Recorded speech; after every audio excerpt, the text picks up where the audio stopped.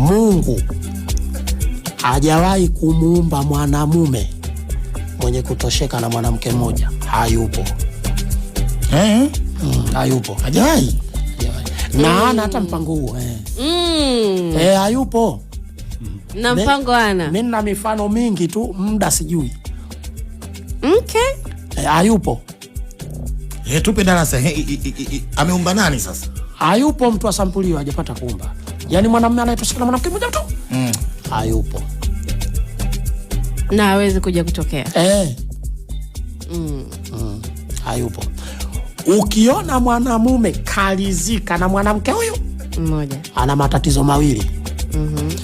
Kwanza, hana nguvu za kiume. Okay. La pili? Sawa. La pili, huyu masikini.